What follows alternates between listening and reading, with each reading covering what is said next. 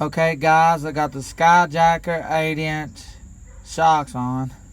This is what the 4 bolts on the bottom, 2 on one side, 2 on the other on the front, look like before I got them out. They was tight, but the guy that put these on was not mechanically inclined. His father-in-law even told me that. Said everything that he had done to this Jeep, he had done at the shop, and I wonder why. Using sockets that are too small, beating and banging, stripping this stuff out. I had to use an air gun to get it, and I thought I was going to have to cut them off. So now it's going to, well, it did hold me back because I had to get 4 new bolts, because you cannot reuse these. It was just a mess. And here is the bushing, literally what bushing was left on one side, and just horrible. The SkyJacker, as you see, came with the red polyurethane bushings. Are harder, and it was hard as hell to get into the shock. I had to wrap the shock up in the old jacket, put it in a vise to keep it from making vise marks on the freshly new shock. And I had to lube the shit out of them with this Super Tech cheap dollar Walmart lube, because I didn't want to waste my WD.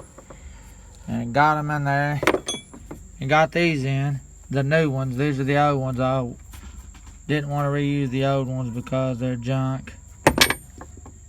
So there it is, guys, with the lubricant. But literally 20-minute job to put the shocks on turned into 4 hours fighting with boats that are unacceptable. This is unacceptable. Not to mention that this boat was a 1/2 inch, the other one was a 5/8. You know, just they was literally 4 mismatched boats. I got down there, it took 1 hour, so I get the other one on the other side, and I was like, what the crap? So it was the wrong boat, or the wrong socket, because the guy that put these on used mismatched boats of different sizes, and it just took too long. So with the new boats in, I wasn't going to reuse these. I mean, this is ridiculous.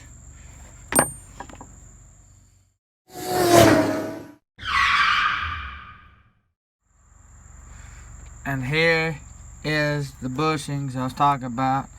I had to put it in a vise, press that in dry, and then wet this and press it in lubed. There was just no way.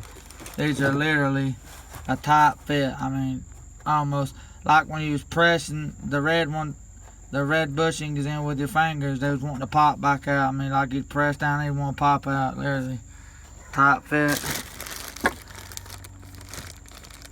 See, I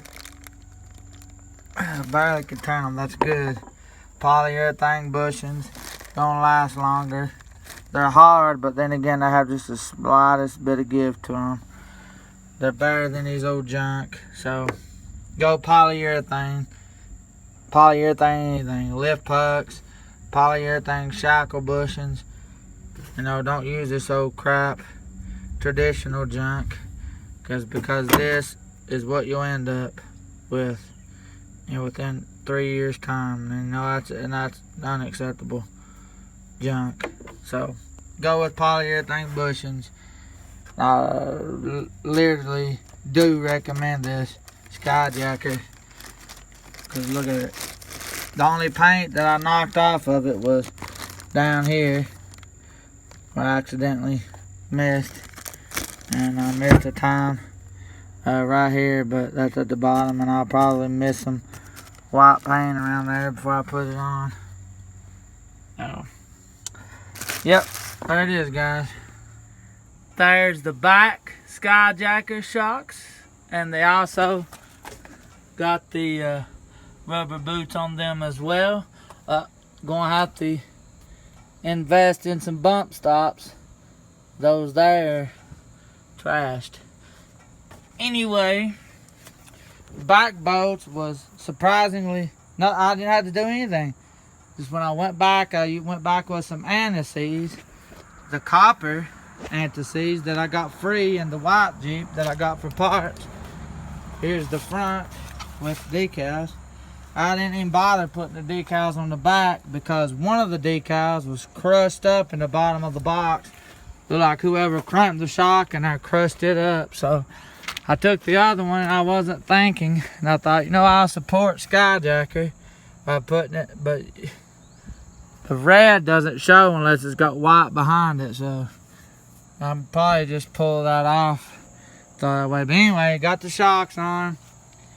Took the vehicle, you know, went across the tracks over there where my grandpa's house is. And it didn't clank anything. I went over some bumps. Went over some on the other side of the road over there where the tracks is. There's the road sits kind of high, and I did it, you know, done all that. Didn't do no clanking. None of that. So that's good. Yeah. Probably most likely, almost positive, I won't have to change the axles, but I'm going to eventually do the axle U-joints like I done on Bessie. Do them one at a time. But yeah, got the hood up so I could disconnect the battery.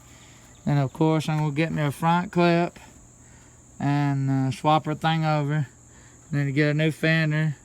Then I'm going to get this paint matched. I'm going to have my cousin to match it, because he works at Advance, and get the code off the inside of the door there, and get it matched up, get the front clip painted, get the fender painted. And you might say, well, what happened to you? But you know, I talked about you was gonna paint it camouflage or you know whatever. Well, you know, the paint, I'm liking this color. I mean, right through here the paint is really good. Just gonna have to buff all this clear down, get all this off here, and then, you know, a little bit up there. But you know, the Jeep's coming along.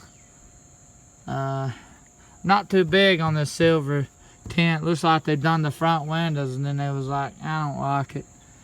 But I'm not gonna peel it off or anything. I'll just leave it on there. I mean, it gives you kind of a privacy, you know, but I don't like it. What's up with my hippie? I got a bandana on because it was hot earlier. I mean, it was really hot out. It's my high lift decal. If you haven't seen, I'm gonna leave my creature. I don't know about this creature stuff or whatever, what it means. I guess that's what they named this Jeep, creature, which I don't understand. If you look through there, the creature logo is on right. I guess it'd be on backwards. Well, I don't know if anybody knows anything about this creature stuff. Why is it backwards? I mean, that's kind of retarded to me, but I'm gonna leave it on there because it's a spot. And of course, you've already seen these. I forgot, but you know, whatever. I'm gonna try to take that off Harry Lane because that just looks. I popped the decal over it. Yeah, nice. We'll have to find me one of these. It's busted later on. Oh, Jesus. Did not mean to do that, but I'm gonna have to get me one of these. Again, gonna be another $30. Just have to bite the dust. So I bought one for my wife's Jeep and I had to bite the dust. So I haven't the time for pull parts, and my local junkyard just need a driver door, gone. Need this, gone. Need etc., gone. I'm just gonna have to get it offline and put it off of eBay. I'll just go ahead and peel some of this off. I mean, anyway, guys, there's the arms painted. The front's done also. Just a quickie to show you. I wanted to get me another thing because I took the one off the white Jeep, the cow, and put on, after I painted it, put it on. Something to do with this hood. Because when the hood comes back, it snags right there and it just bowed it back and broke it. And I was really pissed about it. But there's the front SkyJacker jacks. SkyJacker shocks. I said SkyJacker jacks. SkyJacker Hydro 7000 shocks. Looking good. Need to get this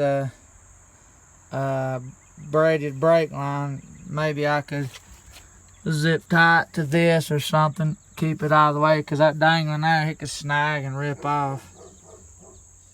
So there we go, guys. Yeah, looking good. Thanks for watching, guys.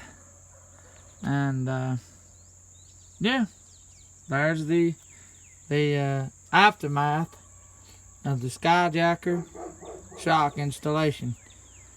I rate this 100%. It's easy installation on the shock part, but on the Jeep part it wasn't, because like I said, you know, it had the bolts was all, but the axle I had bought had some bolts on it that was good, so I took them off and anti-seized them, anti-seize, and you know, yeah, there it is, guys. SkyJacker Hydro 7000. I highly recommend these shocks. It's a good investment. See you later, guys. There's the back shocks on. Those bolts on these back shocks was unfortunately good.